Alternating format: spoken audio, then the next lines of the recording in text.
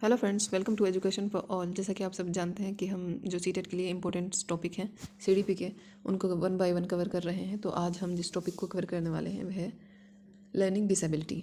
ठीक है, learning disability very important topic है आपके सीटेट के एग्ज़ाम के पॉइंट ऑफ व्यू से, क्योंकि इससे लगभग 3 से 4 क्वेश्चन आपको सिर्फ एक टॉपिक से लर्निंग डिसेबिलिटी से मिल जाएंगे। क्योंकि ये आपको लैंग्वेज में भी, लैंग्वेज के सेक्शन में मिल जाएगा, और मैथ में जो पेडागोजी का सेक्शन रहता है ना, उसमें भी इससे रिलेटेड एक क्वेश्चन आपको देखने को मिल जाएगा। तो ये आपके एग्ज़ाम के पॉइंट ऑफ व्यू से इम्पोर्टेंट टॉपिक है। कौन सा? Learning disability. 3 से 4 नंबर का टॉपिक है ये आपके सीटेट के एग्ज़ाम में। क्योंकि सीटेट के एग्ज़ाम में ना टॉपिक्स लिमिटेड हैं, बट उन टॉपिक्स को डिटेल में पढ़ना होता है हमें। जितने भी टॉपिक हैं उनको डिटेल में पढ़ना होता है। ये नहीं कि हमें बहुत सारे टॉपिक पढ़ने हों। ठीक है, जितने टॉपिक पढ़ो उन्हें डिटेल में पढ़ो, और जो जो टॉपिक आपके सीटेट के लिए इम्पोर्टेंट हैं वे हमने डिस्कस किए हुए हैं पिछली अपनी वीडियो में। 35 डेज स्ट्रेटजी जो वीडियो करके है इस तरीके से, वो उसमें हमने उन मेन टॉपिक्स जो सीडीपी के हैं वो कवर कराए हुए हैं। ठीक है डियर, तो आज हम डिस्कस करेंगे लर्निंग डिसेबिलिटी। तो उसका फर्स्ट क्वेश्चन है, which of the following is a correctly matched pair of learners and their primary characteristics. ठीक है, फर्स्ट ऑप्शन है हियरिंग इम्पेयर्ड लर्नर्स, मतलब hearing impaired learners can't comprehend visual information। Second option है dyslexic learners lack reading and writing fluency।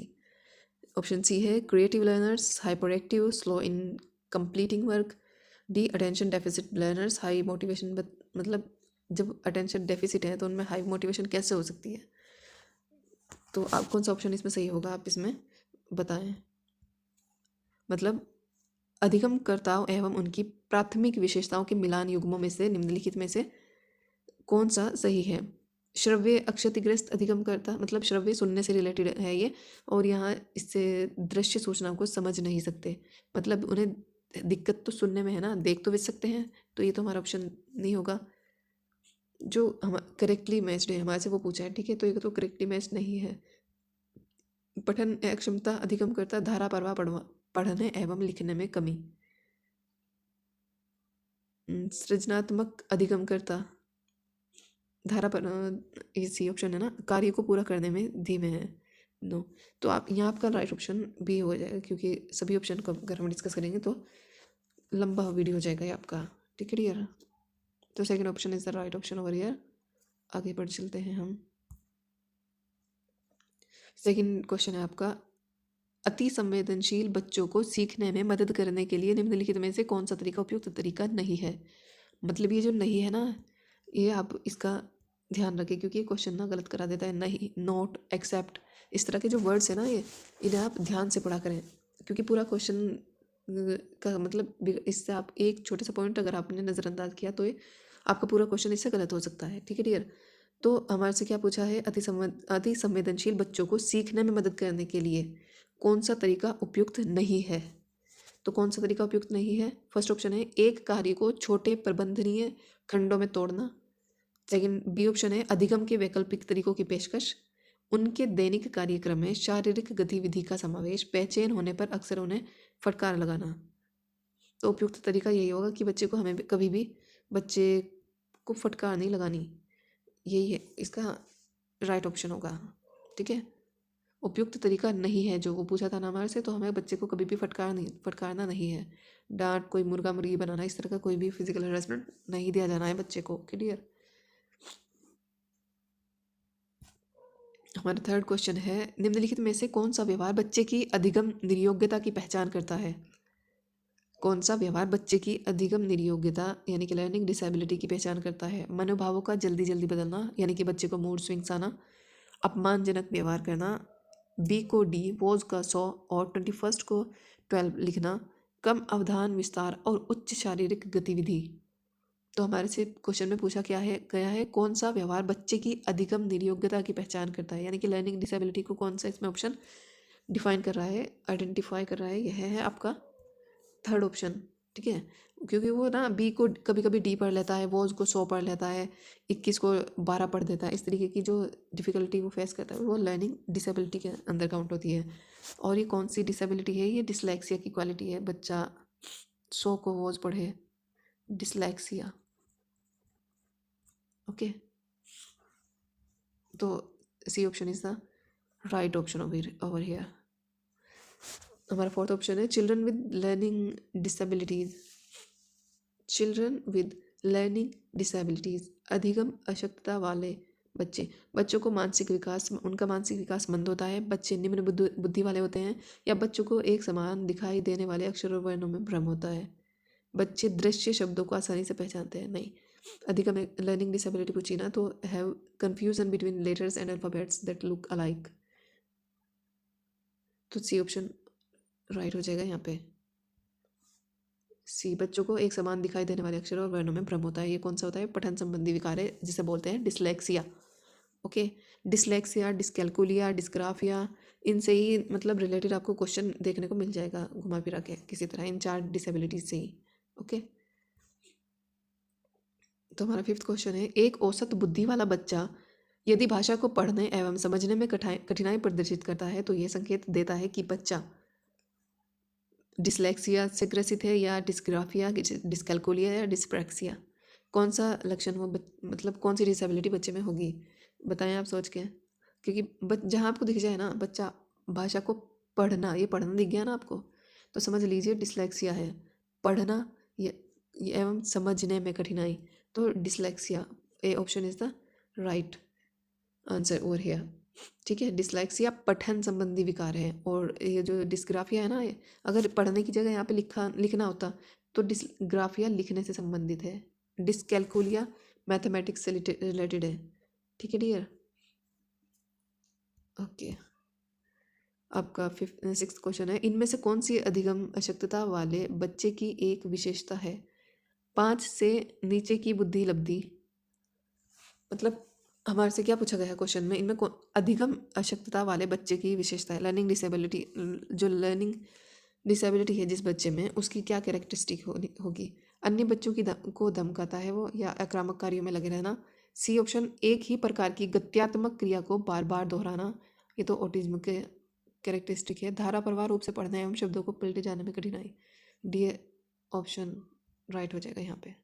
Okay, एक बच्चे की copy में लिखने में विपरीत छवियां, दर्पण छवि आदि जैसी गलतियां मिलती हैं। इस प्रकार का बच्चा लक्षण प्रदर्शित कर रहा है, यानी कि a child's notebook shows errors in writing.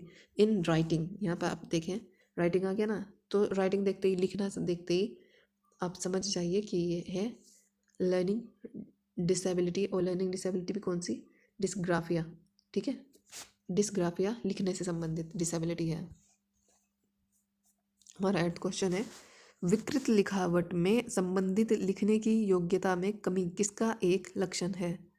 लिखावट में लिखने की योग्यता में कमी, लिखने की है ना ये देखें आप, लिखना, तो लिखना अगर क्वेश्चन में दिख जाए तो डिस्ग्राफिया राइट ऑप्शन।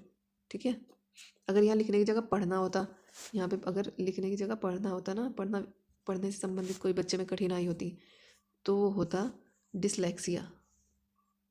ठीक है, डिस्कैल्कुलिया मैथ से रिलेटेड, ये डिसलेक्सिया तो पठन संबंधी विकार, और डिस्कैल्कुलिया मैथमेटिक्स से रिलेटेड डिसेबिलिटी है। ठीक है, और डिस्प्रैक्सिया मोटर स्किल से रिलेटेड डिसेबिलिटी है, डिस्प्रैक्सिया।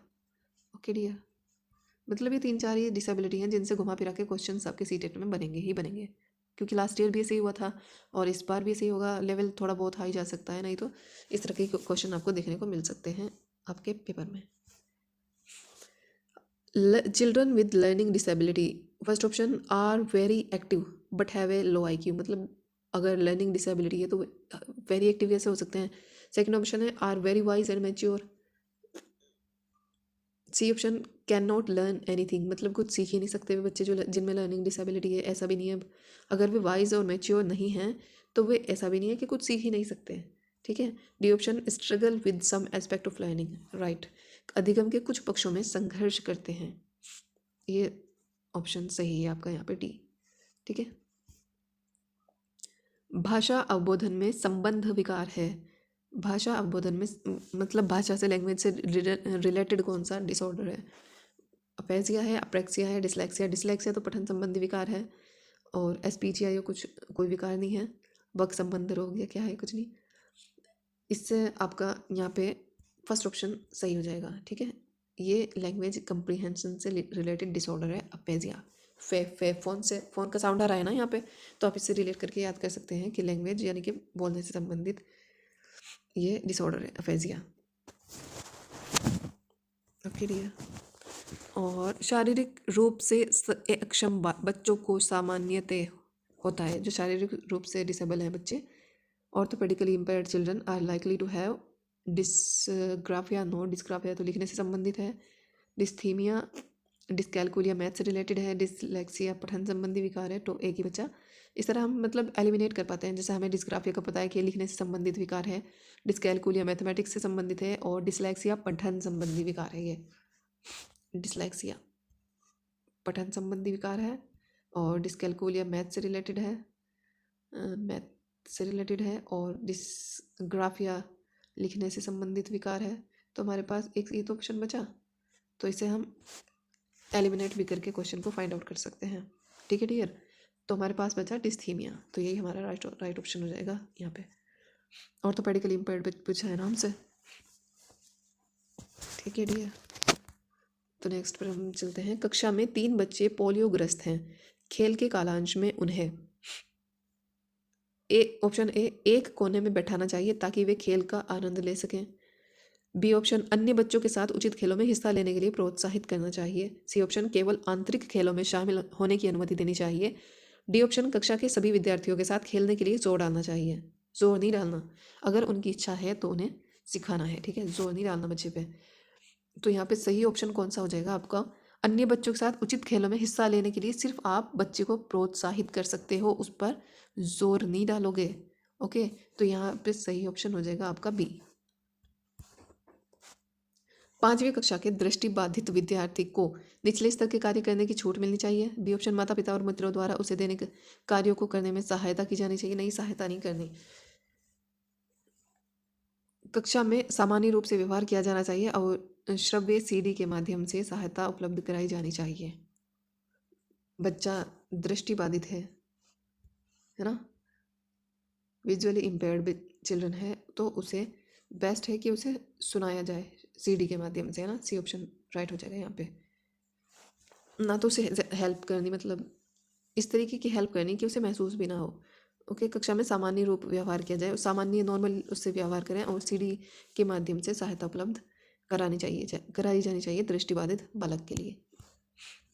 एक बच्चा जो आंशिक रूप से देख सकता है, मतलब जो थोड़ा थोड़ा देख सकता है बच्चा, उसके लिए क्या प्रावधान होना चाहिए? ऑप्शन ए, बिना किसी प्रावधान के उसे नियमित विद्यालय में डालना चाहिए। मतलब बिना किसी प्रावधान के, ये नेगेटिव हो गया यहाँ थोड़ा।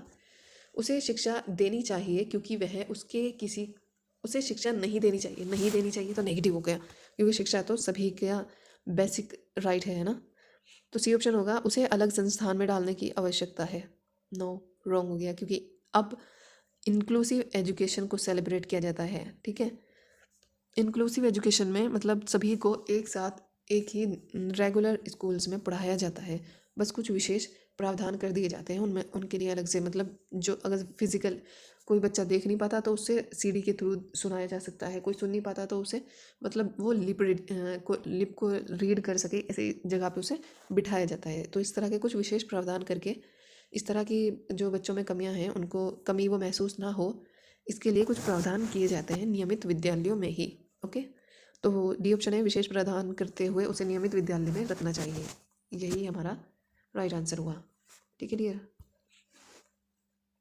कोई शिक्षिका अपनी कक्षा में फर्नीचर की तीखी धार वाले किनारों को रुई से ढका रखने को कहती है, और छुओ तथा अनुभव करो वाले सूचना पटों का उपयोग करने को कहती है। वह किस वर्ग के विशेष शिक्षार्थियों की आवश्यकता पूर्ति करने का प्रयास कर रही है? मतलब टच एंड फील का जो तरीका है वो उसको अपना रही है। किसके लिए? टच, छुओ और अनुभव करो, यानी कि जो ए ऑप्शन है दृष्टि विकलांग शिक्षार्थी, श्रवण विकलांग, सीख ना सकने वाले, शिक्षा सामाजिक रूप से वंचित। नो, फर्स्ट ऑप्शन इसका राइट हो जाएगा यहाँ पे, जो क्योंकि वो देख नहीं सकते इसलिए वो टच एंड फील करके सीख सकते हैं। जो बच्चे देख नहीं पाते, विजुअली इम्पेयर्ड होते हैं, उनके लिए ही ब्रेल लिपि को लाया गया। 1904 में ब्रेल लिपि का आविष्कार हुआ और उसके थ्रू जो विजुअली इम्पेयर्ड चिल्ड्रन हैं उनको पढ़ाया जाता है। ठीक है, ब्रेल लिपि में कुछ 6 या 8 डॉट्स होती हैं, उन पे बच्चों को ऐसे हाथ फिराया जाता है, मतलब उसके थ्रू उनको पढ़ाया जाता है। सुनने में असमर्थ बच्चा, नियमित ऑप्शन, नियमित विद्यालय में बहुत अच्छा कर सकता है यदि उसे उपयुक्त सुविधा और साधन उपलब्ध कराए जाएं। जो सुनने में असमर्थ है वो बच्चा नियमित विद्यालय में बहुत अच्छा कर सकता है यदि उसे उपयुक्त सुविधा और साधन उपलब्ध कराए जाएं। सेकंड ऑप्शन है, नियमित विद्यालय में अपने सहपाठियों के समान कभी प्रदर्शित नहीं कर सकता। तो ये तो गलत है कि कभी मतलब अच्छा प्रदर्शन बच्चा कर ही नहीं सकता जो नहीं सुन सकता। मान लो वो सुन ही तो नहीं पा रहा, उसको दिखाई तो देता है, तो वो देख कर सीख लेगा। ज़रूरी नहीं कि मतलब जो बच्चा सुन नहीं सकता वो देख कर भी ना कुछ सीखे, तो नेगेटिव पॉइंट हो गया ना। सी ऑप्शन है, श्रवण असमर्थता वाले बच्चों के विद्यालय में ही भेजा जाना चाहिए, ऐसा भी कुछ नहीं है। डी ऑप्शन है, केवल एकेडमिक शिक्षा से लाभ नहीं उठा पाएगा, उसे उसके स्थान पर व्यावसायिक शिक्षा दी जानी चाहिए। ये जो केवल होता है ना, जहाँ पे केवल, ओनली, ये जो वर्ड्स हैं ना, ये नेगेटिव वर्ड्स होते हैं। तो कुछ नेगेटिव एंड पॉजिटिव वर्ड्स होते हैं जो आपको बहुत हेल्प करते हैं आपको आपका पेपर सोल्व करने में। उनको आप ध्यान से पढ़िए, उन्हें मतलब ध्यान उस पर भी आपको उससे related positive and negative word से रिलेटेड भी वीडियोस मिल जाएंगी यूट्यूब पर, आप सर्च कर लीजिएगा, क्योंकि ये बहुत हेल्प करते हैं। पॉजिटिव एंड नेगेटिव वर्ड्स, आधा पेपर तो सोल्व यही करा देते हैं आपका। ज़रूरी नहीं है आप रटो चीज़ों को, मतलब कुछ समझ के भी आप जो आंसर है उसे फाइंड आउट कर सकते हो। तो ये जो केवल इस तरीके से ओनली, मतलब ये जो वर्ड्स होते हैं ना, ये नेगेटिव वर्ड्स होते हैं। ठीक है, तो यहाँ सही ऑप्शन कौन सा होगा, नियमित विद्यालय में बहुत अच्छा कर सकता है यदि उसे उपयुक्त सुविधा और साधन उपलब्ध कराए जाएं। ए ऑप्शन यहाँ पे सही होगा, ए। ठीक है, A teacher has a hearing impaired child in her middle school class. It is important for her to, option A, ask the school counselor to talk the child's parents and tell them to withdraw their child from school. Withdraw कैसे करा सकते हैं आप किसी बच्चे को school से अगर वो हेयरिंग इम्पेयर्ड है तो। बी ऑप्शन है, make the child sit at place from where she can see the teachers lips and facial expressions clearly. बिल्कुल राइट ऑप्शन यही होगा आपका, क्योंकि बच्चे को अगर वो मतलब सुन नहीं सकता तो वो उसे ऐसी जगह पे बिठाया जाए जो वो लिप रीड कर सके बच्चों को, टीचर्स की। ठीक है, बी ऑप्शन राइट हो जाएगा यहाँ पे। The major frustration that children with hearing loss face in the classroom is: A option, the inability to read the prescribed textbook; B option, the inability to participate in sports and games; C, the inability to communicate or share information with others; D, the inability to take examinations with other students। मतलब जो बच्चा श्रवण harass यानी कि hearing impaired है, श्रवण ह्रास से ग्रसित बच्चे कक्षा में किस सबसे मुख्य समस्या का सामना करते हैं। मतलब वे पाठ्य पुस्तक को पढ़ नहीं सकते, पढ़ने की अक्षमता होगी उनमें, या खेलकूद में भागीदारी नहीं ले सकते, या दूसरों के साथ संप्रेषण करने और सूचनाओं को बांटने में अक्षमता, दूसरे विद्यार्थियों के साथ परीक्षा देने में अक्षमता। परीक्षा देने में क्या दिक्कत होगी उन्हें, इससे तो सही, मतलब इसमें यहाँ आपका सही ऑप्शन हो जाएगा सी, दूसरों के साथ संप्रेषण नहीं कर पाने, क्योंकि वे दूसरे की बात को समझ ही नहीं पाने। जब उन्हें सामने वाले की बात सुना ही नहीं देगी तो वो संप्रेषण कैसे कर पाएंगे, और सूचनाओं का मतलब ना तो वे अपनी बात किसी को समझा पाने, ना ही सामने वाले की बात समझ पाएंगे। ठीक है, तो सी ऑप्शन राइट हो जाएगा यहाँ पे। Learning disability in motor skills is called, मतलब मोटर स्किल्स से रिलेटेड जो डिसेबिलिटी है वो है ए ऑप्शन, डिसकैलकुलिया। डिसकैलकुलिया तो मैथ से रिलेटेड है। डिसकैलकुलिया कैलकुलेशन से आप समझिए कि कैलकुलेशन क्या में होती है, मैथ में। ठीक है, तो मैथ से रिलेटेड कौन सा डिसऑर्डर है, डिसकैलकुलिया। डिसलेक्सिया पढ़ने से रिलेटेड, डिसलेक्सिया पढ़ने से रिलेटेड। डिस्प्रैक्सिया और डिस्फेजिया फिर फ़ोन का साउंड आ रही ना, लैंग्वेज से रिलेटेड। और डिस्प्रैक्सिया यह है मोटर स्किल से रिलेटेड आपका, तो डी ऑप्शन यहाँ पे सही हो जाएगा, dyspraxia. Okay, A motor speech disorder that affects speech is called, motor speech से रिलेटेड है, मतलब एक वह गतिक वाक विकार जो बोलने को प्रभावित करता है, बोलने से। अप्रेक्सिया, अफेजिया, डिस्पोनिया या वर्ड फोबिया। अफेजिया में भी, ओके, यहाँ पे अफेजिया आपका सही ऑप्शन हो जाएगा। ऑटिज्म इंक्लूड, ऑटिज्म एक डिसऑर्डर है, वो उसके अंतर्गत क्या आता है? A option visual impaired, no. Hyper activity, no. C retarded physical growth, no. Inability to relate to others, right. D option right होगा यहाँ पे। मतलब वो दूसरों के साथ संबंध जोड़ने की नीच योग्यता होती है उनमें, मतलब किसी के साथ सही से वे बात नहीं कर पाते, मतलब आई कांटेक्ट नहीं कर पाते, इस तरीके की डिसेबिलिटी होती है ऑटिज्म वाले बच्चे में। एक ही बात को बार बार रिपीटेडली वे उसको बोलते रहते हैं या एक ही तरह के एक्शन को बार बार करते रहते हैं। जैसा कि माय नेम इज़ खान, आपने मूवी देखी होगी शाहरुख खान की, जो उसमें वो एक ही बात को बार बार रिपीट करते हैं, my name is Khan, my name is Khan, इस तरीके से कहते रहते हैं ना, तो वो उनमें ऑटिज्म से डिसऑर्डर से ग्रसित हैं, माय नेम इज़ खान में शाहरुख खान, ठीक है। और उसमें वह दूसरों के साथ संबंध जोड़ने की नियोग्यता होती है उनमें, वो आई कांटेक्ट नहीं कर पाते किसी के साथ आसानी से घुल मिल नहीं पाते, बहुत मतलब खुद को अलग रखते हैं दुनिया, समाज से, दुनिया से, दूसरों से, ओके। तो यहाँ पे डी ऑप्शन हो जाएगा right. Reducing the time allotted to complete an assignment to make it coincide with time of attention and increasing this time in a phased manner will be best suited to deal with which of the following disorder।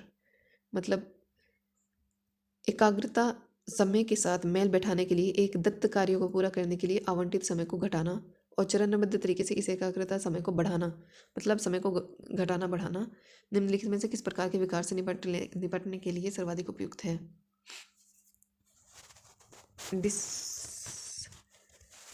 अशांतकारी व्यवहार संबंधी विकार, dysphasia, संवेदीकरण विकार, या एकाग्रता ह्रास अतिक्रियाशीलता विकार, मतलब ADHD। हाँ, ये ADHD होगा, ये आपका थर्ड है ना, डी ऑप्शन, ADHD इसे शॉर्ट में बोलते हैं, उसकी फुल फॉर्म है attention deficit hyper active disorder.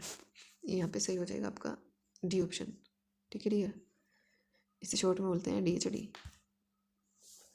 इसमें क्या होता है ना, बच्चा मतलब हाइपर एक्टिव होता है, वो एक जगह टिक के नहीं बैठ पाता, उसे मतलब कुछ ना कुछ करना होता है, टीचर अगर क्लास में पढ़ा रहा है तो वो अपने ही काम में लगा रहेगा, या इस तरीके से कुछ भी एक जगह टिक के नहीं बैठ पाते जिनको ADHD डिसऑर्डर होता है, ठीक है।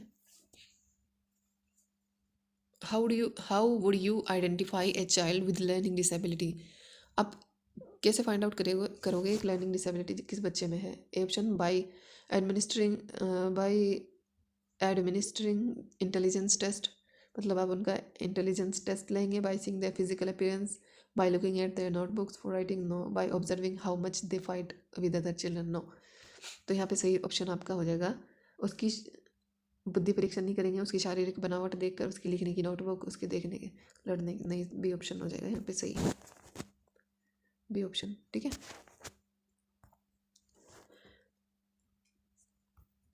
बी होगा क्या? हाँ, ये होगा, ठीक है।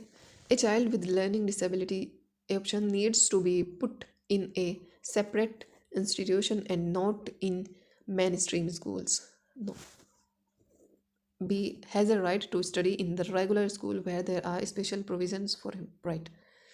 सी ऑप्शन भी देख लेते हैं, क्या पता इससे बेहतर भी कोई ऑप्शन हो। Should be given vocational education but should not be taught science and writing skills, no. Needs to be deal with several and punished harshly for his mistakes, no. Punishment तो बच्चे को देना ही, नो मुर्गा मुर्गी, no, मतलब इस तरीके का फिजिकल हेरसमेंट नहीं देना बच्चे को। तो यहाँ पे सही ऑप्शन होगा आपका, नियमित विद्यालय में शिक्षा ग्रहण करने का अधिकार है जहाँ उसके लिए विशेष व्यवस्था की गई हो, राइट, बी ऑप्शन हो जाएगा। क्योंकि अगर कोई फिजिकली मतलब देख नहीं पा रहा तो उसे सुन के सिखाइए, अगर कोई सुन नहीं पा रहा तो उसके देखने के ऐसी मतलब वीडियो के थ्रू किसी भी इस तरीके की प्रावधान करने चाहिए जो वो देख पाए, देख कर बेहतर तरीके से सीख पाए, ठीक है डियर। जब एक विकलांग बच्चा पहली बार स्कूल के लिए आता है, शिक्षक को चाहिए विकलांगता के अनुसार बच्चे को एक विशेष स्कूल में भेज दे, नो। उसे अन्य छात्रों से दूर रखे, नो। ये तो गलत बात है कि उसे बच्चों से दूर नहीं रखना, बच्चों के साथ रखना है, ठीक है। तो ये नेगेटिव है कि हम उसे बच्चों से दूर ले जाएं या उसको एक विशेष स्कूल में डाल दें। ये इंक्लूसिव एजुकेशन के अगेंस्ट है सब बातें, ठीक है। बच्चे के माता पिता के साथ चर्चा करके सहयोगी योजना विकसित करें। डी ऑप्शन, एक प्रवेश परीक्षा का संचालन करें। नो, यहाँ पे राइट होगा ऑप्शन, राइट ऑप्शन होगा सी, उसके माता पिता से चर्चा करें, सहयोगी योजना विकसित करें। निम्नलिखित में से के अतिरिक्त सभी कारण अधिगम अक्षमता उत्पन्न हो सकती है। मतलब लर्निंग डिसेबिलिटीज में अगर due to all of the following except, ये जो एक्सेप्ट है ना, इसको आप जैसा एक्सेप्ट हुआ, नोट हुआ, नो हुआ, ये जितने भी वर्ड्स है ना, ये आपका क्वेश्चन गलत करा सकते हैं अगर आपने क्वेश्चन को पढ़ते हुए इन पे ध्यान नहीं दिया तो। क्योंकि फर्स्ट ऑप्शन है आपका, चलो, शैशव काल के समय दिमागी बुखार। बी, शिक्षक की शिक्षण शैली। सी, जन्म से पहले माँ द्वारा मदिरा सेवन, मंद बुद्धि था। मतलब कौन सा एक लर्निंग डिसेबिलिटी निम्नलिखित में से अतिरिक्त है ना, अतिरिक्त के सभी कारण अधिगम अक्षमता उत्पन्न हो सकती है। किसके कारण अधिगम अक्षमता उत्पन्न नहीं हो सकती? Teachers way of teaching. B option, मतलब शिक्षक की शिक्षण शैली के कारण बच्चे में अधिगम अक्षमता थोड़ी ना हो जाएगी। हाँ, शैशवकाल के समय यदि उसे दिमागी बुखार आ जाए तब भी हो जाएगी। यदि जन्म से पहले माँ द्वारा मदिरा सेवन किया जाए तब भी वो लर्निंग डिसेबल्ड हो सकता है, और मंदबुद्धिता भी।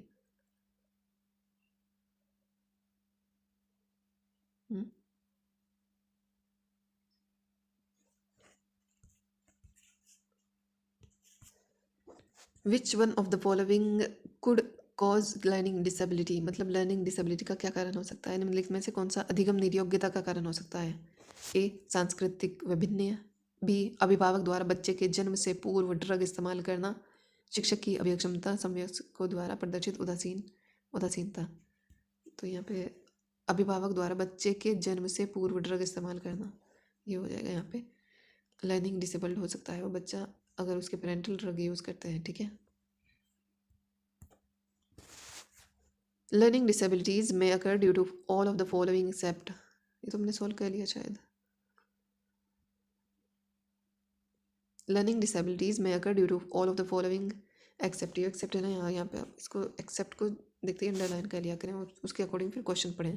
क्वेश्चन को ध्यान से पढ़ना, यूँ नहीं बस जल्दी जल्दी में ऑप्शन टिक कर दिया कि हाँ यही है, और हमारे से पूछा गया है कि क्या नहीं है, तो इसलिए पहले क्वेश्चन को ध्यान से पढ़िए, उसके बाद आंसर पर टिक कीजिए, ठीक है। के अतिरिक्त निम्नलिखित सभी कारण अधिगम अक्षमता उत्पन्न हो सकती है। मतलब किसके अतिरिक्त अधिगम अक्षमता उत्पन्न हो सकती है? संवेगात्मक विघ्न, व्यवहारात्मक विघ्न, सांस्कृतिक कारण, सेरेब्रल डिस्फंक्शंस। तो सांस्कृतिक कारण के कारण अक्षमता उत्पन्न नहीं हो सकती, ठीक है। यहाँ पे हो जाएगा सी ऑप्शन राइट। निम्नलिखित में से कौन सा विकासात्मक विकार का उदाहरण नहीं है? न्यून अवधान, सक्रिय विकार, विमोह, प्रमस्तिष्क घात, सेरेब्रल पाल्सी, पश्च अभिघातज तनाव। Following are the example of developmental disorder except. ये एक्सेप्ट के जो क्वेश्चन है ना, ये सीटेट में बहुत बनते हैं। एक्सेप्ट हुआ, नोट हुआ, नो हुआ, ये इस तरह के जो क्वेश्चन है ये सीटेट में पूछे जाते हैं। मतलब जब सिलेबस सेम है, मतलब पैटर्न सेम है, तो थोड़ा बहुत तो कहीं ना कहीं लैंग्वेज को ट्वीक करके सीटेट पूछता ही है। और असर्शन रीजन के क्वेश्चंस अब ज़्यादा बनते हैं सीटेट में, लास्ट ईयर भी थे, इस बार भी होंगे, तो उस तरह के क्वेश्चन भी हम सॉल्व कर लेंगे, ठीक है डियर। और एक्सेप्ट, नॉट, इस तरीके के क्वेश्चन भी आते हैं, ठीक है। तो हमारे से इस क्वेश्चन में क्या पूछा गया है? Following are the examples of developmental disorder. Developmental disorder के क्या एग्जाम्पल हैं, किसके बजाय? विकासात्मक विकार का उदाहरण नहीं है। न्यून अवधान, सक्रिय विकार, attention deficit hyper active disorder, autism, cerebral palsy, post, मतलब ये सब तो हैं विकासात्मक विकार का उदाहरण। डी ऑप्शन यहाँ पे सही हो जाएगा कि ये नहीं है। ऑटिज्म भी है, सेरेब्रल पाल्सी भी है, अटेंशन डेफिसिट ADHD भी है। डी यहाँ पे सही ऑप्शन हो जाएगा आपका। भिन्न रूप से सक्षम बच्चे के लिए निम्नलिखित में से कौन सा महत्वपूर्ण कारक है? Which one of the following is most crucial factor for a differently abled child? Controlling his her behavior. No, ये तो नेगेटिव है। कंट्रोल करना बच्चे के बिहेवियर को, ये नेगेटिव होता है, ठीक है। अगर कहीं क्वेश्चन में दिखे तो ये कि बच्चे के बिहेवियर को कंट्रोल करना है तो ये नेगेटिव होगा, ठीक है। Improving his her grades, no, grade को इम्प्रूव करना कोई क्रूशियल फैक्टर नहीं होगा, वो भी most crucial factor of a differently build child ये भी नहीं होगा। C option, enhancing his her skills. D, reducing his her suffering, उसकी पीड़ा को कम करना। नो, उसके कौशलों का संवर्धन करना, enhancing his skills. C option हो जाएगा यहाँ पे सही, ठीक है। एक अक्षम बच्चे शब्दावली की ओर संकेत करती है। The term disabled children refers two is all children with sensory physical impairments, यानी कि इंद्रिय शारीरिक अक्षति वाले बच्चे, सामवेगिक कठिनाई एवं बौद्धिक अक्षति वाले सभी बच्चे। यहाँ पे शायद दोनों ही सी ऑप्शन सही हो जाएगा यहाँ पे। विशेष बच्चों की प्रारंभ में ही पहचान करना महत्वपूर्ण है। ये ऑप्शन, गौण नियोग्यताओं से बचाव के लिए अन्य सामान्य बच्चों के अनुरूप बनने संबंधी उनके प्रयासों को निरुत्साहित करने के लिए। ये जो निरुत्साहित करने है ना, कभी भी बच्चे को निरुत्साहित नहीं करना, प्रोत्साहित करना है, उसको प्रोत्साहन देना है टीचर्स का काम। कभी भी निरुत्साहित करना टीचर्स का काम नहीं होता है बच्चों को, ठीक है। विशेष विद्यालय में जाने के लिए उन्हें मनाने के लिए, नहीं, विशेष विद्यालय में अगर उन्हें जाना, मतलब अब सभी को एक ही विद्यालय में पढ़ाना है, विशेष प्रावधान करके इंक्लूसिव स्कूल्स में इंक्लूसिव एजुकेशन को प्रमोट किया जाता है अब स्कूल सिस्टम में, तो विशेष विद्यालय ये कोई मैटर नहीं करते, ओके। डी ऑप्शन है, उनके विशेष स्तर से उभरने में उनकी सहायता करने के लिए। हाँ, ये सही है, डी ऑप्शन राइट हो गया यहाँ पे। मानसिक रूप से अविकसित बच्चों के लिए निम्नलिखित में से किन कौशलों पर बल दिया जाना चाहिए? संप्रेषण परक कौशल, संख्या आधारित कौशल, अनुकूलन कौशल या जीवन कौशल। Which of the following skills should be stressed more for mentally under developed children? Communicative skills, pneumatic adaptation skills, life skills. D option. एक बच्चा जो से ग्रस्त है वह 100 को वॉज, न्यूक्लियर को अनक्लियर, वह अंतर नहीं कर सकता। मतलब पढ़ने से संबंधित विकार है बच्चे को, तो पढ़ने से संबंधित कौन सा होगा? Dyslexia, okay. डिसलेक्सिया पठन संबंधी विकार है। छोटे विद्यार्थियों में निम्नलिखित में से कौन सा लक्षण पठन कठिनाई का नहीं है? शब्दों और विचारों को समझने में कठिनाई, सुसंगत वर्तनी में कठिनाई, वर्ण एवं शब्द पहचान में कठिनाई, पठन गति और प्रवाह में कठिनाई। पढ़ने की गति और प्रवाह में, छोटा बच्चा है मतलब ज़रूरी नहीं वो स्पीड से पढ़े या प्रवाह से पढ़े। ये डी ऑप्शन यहाँ पे सही हो जाएगा आपका, ठीक है। शब्दों में अक्षरों के क्रम को पढ़ने में कठिनाई का अनुभव करना और अक्सर चाक्षुष स्मृति का ह्रास संबंधित है। मतलब difficulty in recalling sequence of letters in words and frequent loss of visual memory is associated with.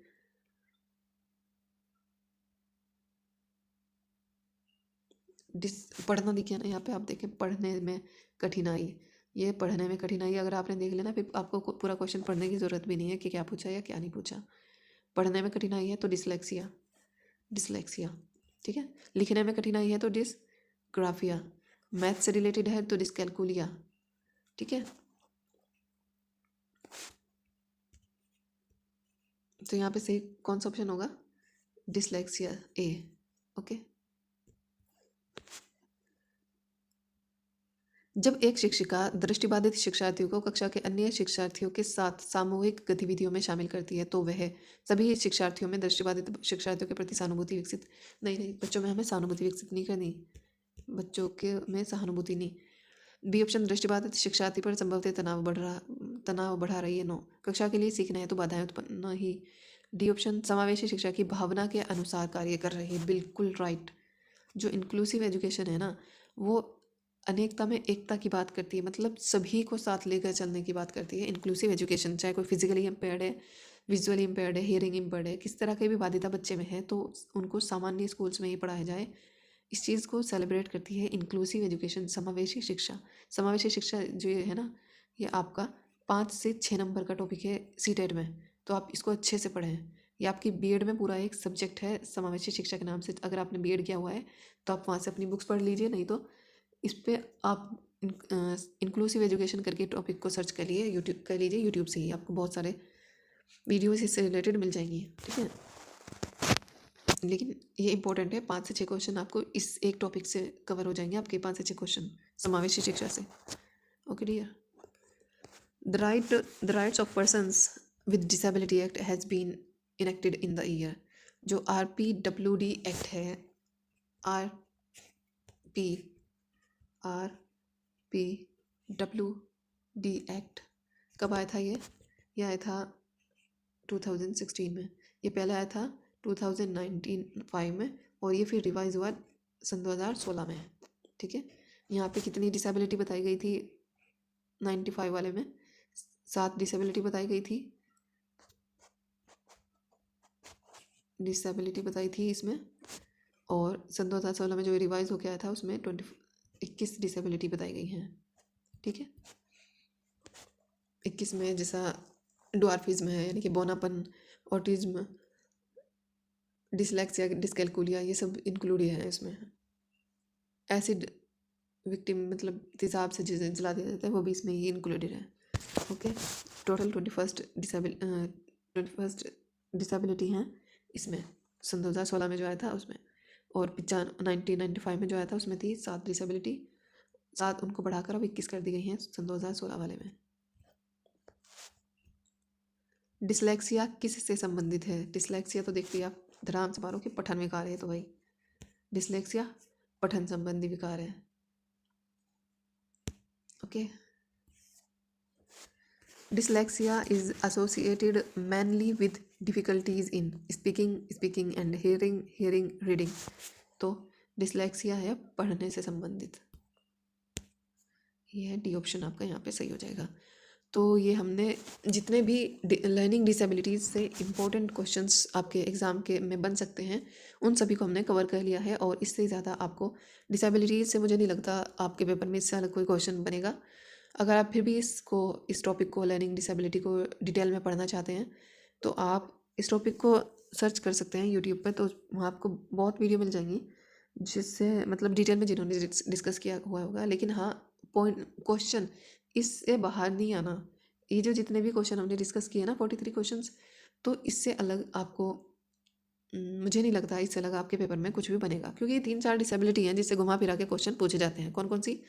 Dyslexia जो कि पठन संबंधी विकार है, डिस्कैलकुलिया जो मैथ से रिलेटेड है, डिस्ग्राफिया जो लिखने से संबंधित विकार है, और मतलब यही 3-4 डिसेबिलिटी हैं जिससे आपको आपके पेपर में क्वेश्चन मिल जाएगा। ऑटिज्म से भी क्वेश्चन बन जाता है, और ADHD।